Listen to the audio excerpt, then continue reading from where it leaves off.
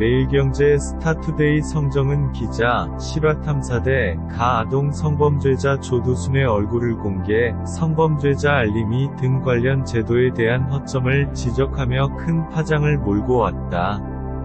조두순 얼굴 공개에 대한 일부 논란도 있으나 누리꾼들은 범죄자 초상권 보호보다 제2의 피해 예방이 중요하다며 얼굴 공개를 지지하는 반응이다. 24일 방송된 MBC 실화탐사대는 그간 감춰졌던 조두순의 얼굴을 처음 공개해 방송 다음날인 25일 조두순 출소를 앞두고 사회적 경각심을 일깨우며 논의를 확장시켰다. 지난 2008년 당시 8세 여아 나영이 가명을 납치해 잔혹하게 성폭행한 조두순. 지금 기준으로 보자면 당연히 신상이 공개됐어야 하지만 2010년 4월 특정강력범죄의 처벌에 관한 특례법 8조 2항 피의자의 얼굴 등 공개 조항이 만들어지기 전에 벌어진 사건의 당사자라는 이유로 신상공개 적용 대상에서 벗어났다. 그러나 이날 실화탐사대는 조두순의 얼굴 흑백 사진을 공개했다.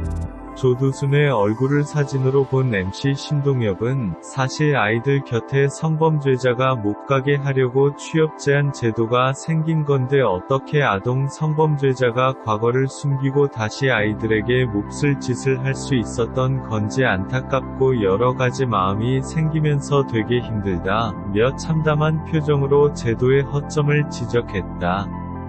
600여일 후인 2020년 12월 출소 예정인 조두순. 그의 출소를 앞두고 실화탐사대는 성범죄자로부터 국민을 보호할 수 있는 거의 유일한 수단인 성범죄자 알림이 위관리 실태를 확인했다. 결과는 충격적이었다. 성범죄자의 실거주지로 등록된 곳 중에는 무덤, 공장, 공터 등 황당한 장소들이 상당수 섞여 있었던 것. 있어서는 안 될 장소에서 버젓이 생활하고 있는 성범죄자들도 있었다.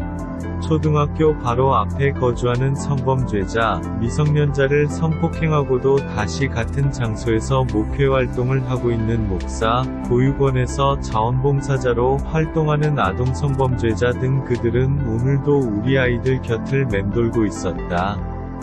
아동 대상 성범죄는 재범률이 50%를 넘는데도 제대로 관리되지 않고 있었다. 더욱 충격적인 것은 조두순이 출소 후 피해자 나영이 위 옆집에 살아도 막을 방법은 전혀 없다는 것.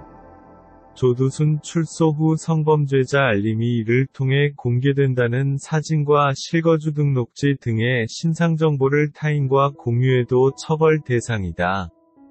예를 들어 조두순의 신상정보를 확인한 사람이 나영이의 안전을 위해 이 정보를 나영이 가족에게 공유한다면 명예훼손으로 처벌받을 수 있다는 것. 지난해 한 여론조사에서 국민 10명 중 9명은 조두순의 얼굴을 공개하는데 찬성한 것으로 나타났다. 그럼에도 조두순의 얼굴이 공개되지 않은 것은 강력범죄를 저지른 피의자 신상 공개가 2009년 연쇄살인범 강호순 사건을 계기로 관련 법이 개정되면서 시작됐기 때문이다. 조두순 사건은 특례 법안이 신설된 2010년보다 2년 앞선 2008년 벌어지면서 적용되지 않았다. 아동 청소년의 성보호에 관한 법률 제5장 제49조 등록정보의 공개에 따라 인터넷 사이트 성범죄자 알림이를 통해 공개 출소 이후 5년 동안 제한적으로 조두순의 얼굴을 확인할 수 있다. 그러나 개인정보보호법에 따라 성범죄자 신상정보는 성범죄 우려가 있는지 확인할 목적으로만 사용돼야 하며 출판물과 방송 등을 이용한 공개는 할 수 없다. 조두순의 사진을 캡처해 유포하는 것도 불법이다. 실화탐사대는 깊은 고민 끝에 조두순의 얼굴을 공개하게 됐다고 밝혔다. 무엇보다 아이들의 안전이 가장 소중하다는 판단에 따른 것이다. 실화탐사대 유해진 CP는 25일 매일경제 스타투데이에 성범죄자 알림 2를 점검해보니 허술하고 구멍이 많았다.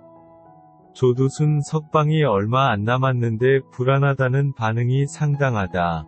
공개가 필요한 것 아닌가, 출소하면 국민적 불안이 상당할 것이라고 생각했다. 고 조두순 얼굴 공개 결정 이유를 설명했다. 이어 법률적 검토도 했다. 변호사도 조심스러워했으나 그분조차도 공개하는 게 의미가 있다는 판단을 했다. 고 밝혔다. 국민 다수의 안전, 과 범죄자의 명예와 초상권 중 우선돼야 할 것은 무엇일까? 논쟁은 계속되더라도 시급한 제도적 허점은 보완돼야 함을 실화탐사대 가 제대로 지적했다.